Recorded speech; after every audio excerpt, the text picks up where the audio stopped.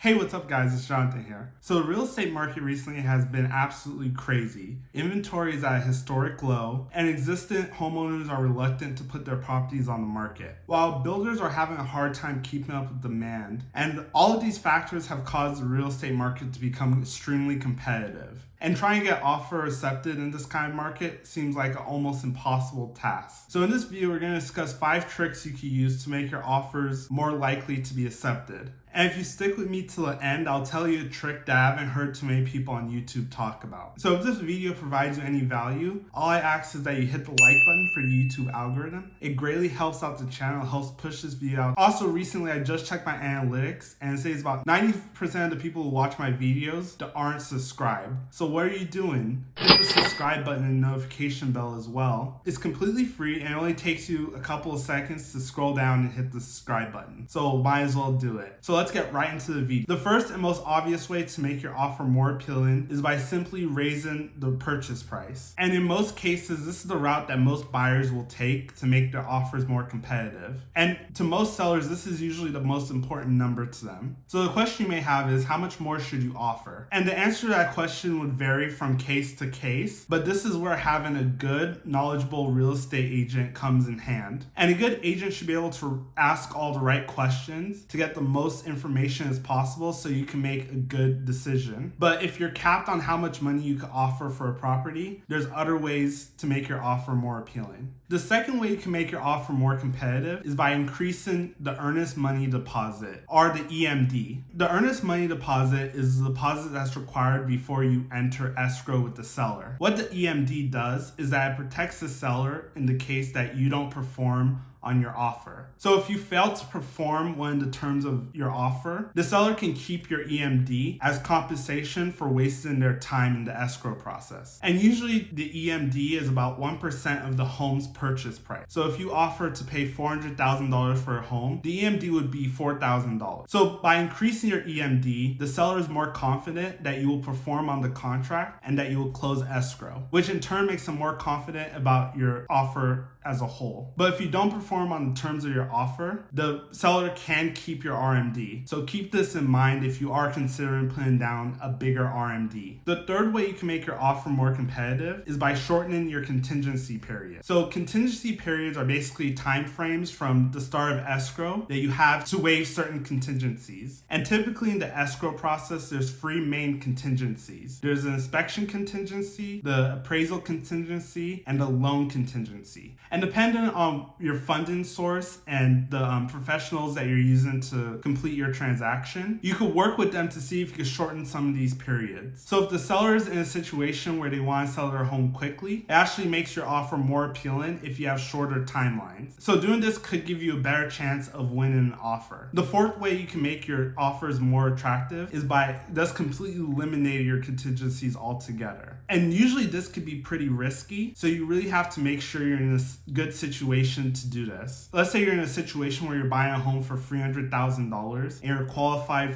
to buy a home for up to $500,000. Chances are that you'll most likely be able to get a loan for the property. You could consider removing your loan contingency from your offer. Like I said earlier, this is more risky because it puts your earnest money deposit more on the line. But if you really want to make your offer stand out, this is another good way to do that. So the fifth way you can make your offers more appealing, and I haven't heard too many people talk about this, is by making an all-cash offer. And typically only about 36% of real estate transactions are all-cash transactions. So I know it's not easy for most people to come up with the cash to buy a property all in cash. So you're probably thinking, okay, so if I don't have the money to buy a property all in cash, how does this apply to? Well, something you could do is that you could use a hard money. Basically, the way this would work is that you would have the hard money lender fund the deal, and then as soon as the deal closes, you go and you refinance out of that hard money loan into a more conventional 30-year mortgage. And if you were to do this, you kind of want to do it as quickly as possible because hard money lenders charge high interest rates and they usually charge about 1 to 2 points as an upfront fee. So for example, let's say you're buying a home for $100,000. If a hard money lender charges you 2 points upfront, that means that you have to come up with $2,000 to cover that upfront fee. Even though this strategy can be a little bit more complicated and can be a little bit more costly, Additionally, it can give you the upper hand when you're trying to write offers, and it could be a good tool to use if the other 4 strategies don't work for you. So all of these tips I mentioned in this video all do have some inherent risk to them. And the unfortunate nature about it is that when things are so competitive as they are now, you have to take a little bit more risk and try to get your offer accepted. Just make sure you weigh out the cost and the benefit of each of these scenarios in your situation to make sure that they work for you and that they don't put you in a very bad spot financially. So